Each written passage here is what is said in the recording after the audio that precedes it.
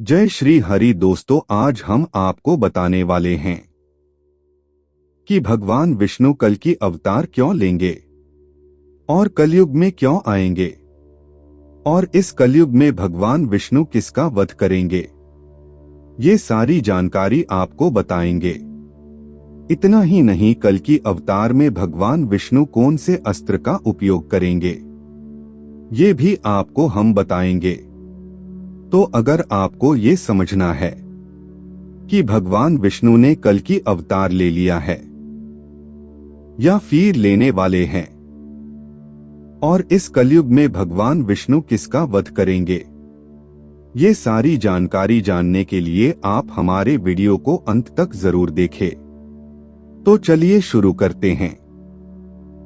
कल की अवतार कली पुरुष का अंत कैसे करेंगे, यह जानने से पहले हम थोड़ा कली पुरुष के बारे में जानते हैं। कली पुरुष के जन्म के रहस्य को जानने के लिए हमें इस युग से सृष्टि के रचना स्रोत के समय में यानी सतयुग में जाना होगा। मित्रों, सतयुग में समुद्र मंथन की कहानी आप सबने सुनी होगी। समुद्र मंथन के लिए मंदराचल पर्वत को गरुड़ देव ने अपनी चोंच में उठाकर क्षीर सागर में रखा और बासुकी को उस पर्वत में लपेटकर रास्ते के रूप में प्रयोग किया गया। राक्षसगण बासुकीनाथ के मुख और देवता पूछ की और लगे थे, परंतु मंथन हो नहीं पा रहा था क्योंकि मंदराचल पर्वत का आधार घूम नहीं रहा था। तब भगवान विष्णु ने कछुए का अवतार लेकर मंदराचल पर्वत को अपनी पीठ पर रखा। इस प्रकार समुद्र मंथन की शुरुआत हुई। उसमें बहुत सारे कीमती आभूषणों के साथ पहले विष निकला। भगवान विष्णु को इस विष के बारे में पहले से ही पता था। उन्होंने देवताओं को इसके बारे में पहले इसलिए नहीं बताया क्योंकि वह जानते थे अगर उन्होंने देवताओं को इस विष के बारे में बता दिया तो वह विष के कारण इस मंथन को नहीं करेंगे। इसलिए उन्हें सिर्फ अमृत के बारे में बताया गया। अब क्योंकि हलाहल विष निकल गया था और इसके प्रभाव से सभी मूर्छित होने लगे। विष आधा देवताओं को और आधा असुरों को पीना था, परंतु दोनों में इस विष के तेज को सहन करने की शक्ति नहीं थी। फिर भगवान भोलेनाथ ने भगवान विष्णु के कहने पर विष का पान किया, परंतु इस विष के तेज से भोलेनाथ जलने लगे। तब शक्ति रूपी देवी मां पार्वती ने विष को अपने हाथों से भोलेनाथ जी के गले में ही रोक दिया। इस विष के प्रभाव से भोलेनाथ का कंठ नीला पड़ गया। तब से भोलेनाथ का नाम नीलकंठ पड़ गया। परंतु इस क्रिया में विष की कुछ बूंदें राक्षस कली के मुख में जा गिरी, जिससे कली का शरीर खत्म हो गया। और फिर आगे जब मंथन हुआ तो उसमें से कामधेनु गाय निकली, जिसे रिसीवर गण ने रखा। ऐरावत हाथी को देवताओं के राजा इंद्र ने ग्रहण किया। कौस्तुभ मणि और शंख को भगवान विष्णु जी ने धारण किया। इसके बाद निकली संजीवनी बूटी को इस पृथ्वी लोक पर सुरक्षित स्थान पर स्थापित किया गया।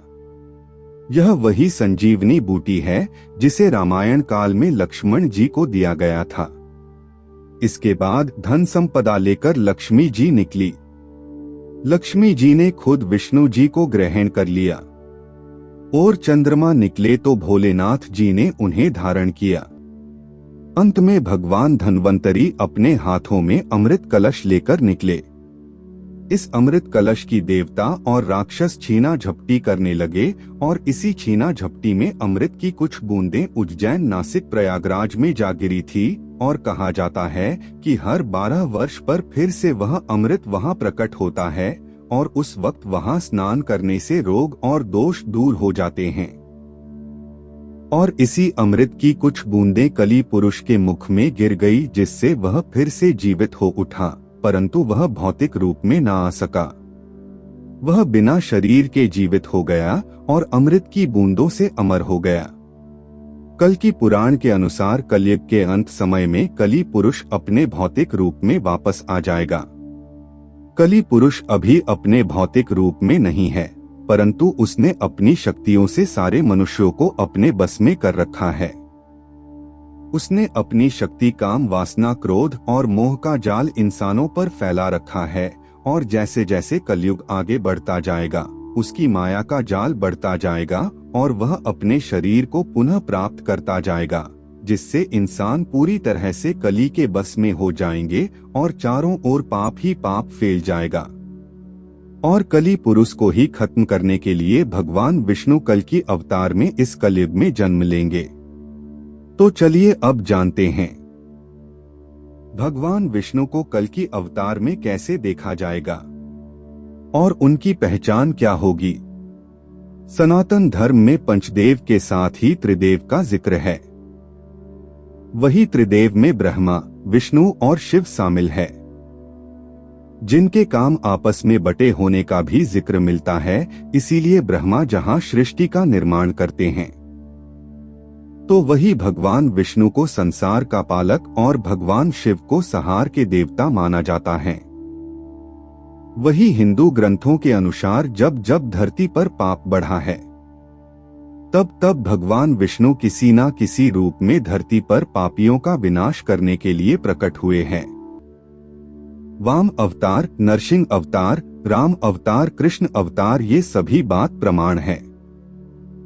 शास्त्रों में विष्णु जी के 10 अवतारों का उल्लेख मिलता है। इसमें से अब तक 9 अवतार ले चुके हैं, लेकिन कलयुग में भगवान का अंतिम अवतार होना अभी बाकी है। ऐसा माना जाता है कि जब कलयुग अपनी चरम सीमा पर पहुंच जाएगा, तब विष्णु जी कल की अवतार लेकर कलयुग का अंत करेंगे। शास्त्रों में कहा गया है कि जैसे जैसे घोर कलयुग आता जाएगा, वैसे वैसे दिनों दिन धर्म, सत्य, पवित्रता, क्षमा, आयु कम होने की कगार पर आ जाएंगे। यह भी बताया गया है कि कलयुग में जिसके पास धन होगा उसी को लोग कुलीन सदाचारी मानेंगे, और जो जितना छल कपट कर सकेगा वह समाज में लोगों की नजरों में सबसे कुशल व्यवहार वाला माना जाएगा। माना जाता है कि जिस तरह से आज के समय घटनाएं सामने आ रही है, एक समय ऐसा भी आएगा जब ऐसी घटनाएं अपने चरम पर होंगी। कलयुग का अंत कब होगा और कैसी हरकतें करेंगे लोग? एक इंसान दूसरे के खून का प्यासा हो जाएगा।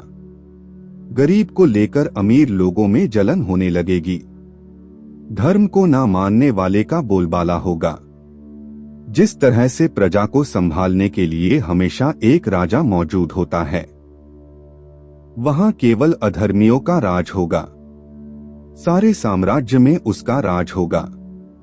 मान्यता है कि एक समय ऐसा भी आएगा जब चारों ओर अकाल पड़ जाएगा। लोग भोजन को छोड़कर जानवरों की तरह पत्तियां खाकर अपना जीवन व्यतीत करेंगे। कलयुग यानी कि कलह कलेश से युक्त युग। इस युग में लोगों में सिर्फ असंतोष दिखाई देगा, और जैसे जैसे बलबूते घर में पूजा पाठ का अंत होगा, लोग धर्म को छोड़ पाखंड से जुड़ने लगेंगे। तब होगा कलयुग का अंत और भगवान विष्णु कल की अवतार में आएंगे और कलयुग का अंत हो जाएगा। उसके बाद धर्म की स्थापना करेंगे। कल की अवतार आज भी लोगों के लिए एक रहस्य है।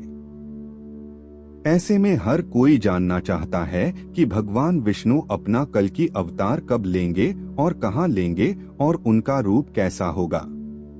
ऐसे तमाम सवालों के जवाब श्रीमद् भागवत गीता में मौजूद है। भागवत गीता में भगवान श्री कृष्ण ने कहा है कि जब जब धर्म की हानि होती है, अधर्म और पाप का बोलबाला होता है, तब तब धर्म की स्थापना के लिए मैं अवतरित होता हूँ।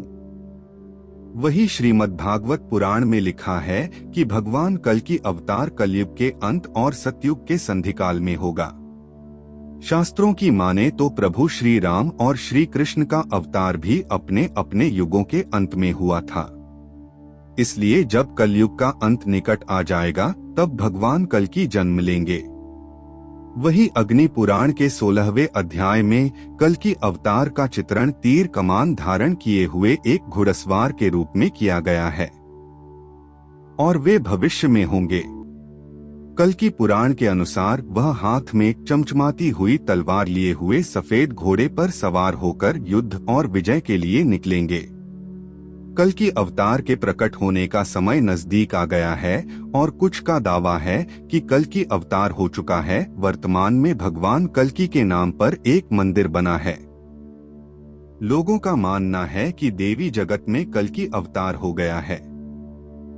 उनकी महान शक्तियां भक्तों की रक्षा के लिए इस जगत में चारों ओर फैल चुकी है। अब बस उनका केवल प्रकट होना रह गया। पौराणिक मान्यता के अनुसार कलयुग 4,32,000 साल का है। इसका भी प्रथम चरण ही चल रहा है। कलयुग की शुरुआत 3108 ईसा पूर्व हुई थी, जब 5 ग्रह मंगल, बुध, शुक्र, बृहस्पति और शनि मेष राशि पर थे। इसका मतलब है कि 51,900 साल कलयुग के बीत चुके हैं और 4,26,881 साल अभी बाकी है, और अभी से ही कल्कि की पूजा, आरती और प्रार्थना शुरू हो गई है। कल्कि अवतार कब होगा? शास्त्रों के अनुसार श्रावण मास के शुक्ल पक्ष की 6 तारीख को भगवान विष्णु का कल्कि अवतार होगा। यही कारण है कि इस तारीख को कल्कि जयंती उत्सव के रूप में मनाया जाता है। कल्कि अवतार के जन्म के समय ग्रहों की जो स्थिति होगी, उसके बारे में दक्षिण भारतीय ज्योतिषियों की गणना के अनुसार जब चंद्रमा कुंभ राशि में होंगे, सूर्य तुला राशि में स्वाति नक्षत्र में उच्च होंगे, तब भगवान कल्कि का जन्म होगा और वो दुश्मनों का विनाश करके कलयुग को खत्म कर देंगे। तो आशा करते हैं कि आपको वीडियो में बताई गई जानकारी अच्छी लगी होगी। धन्यवाद।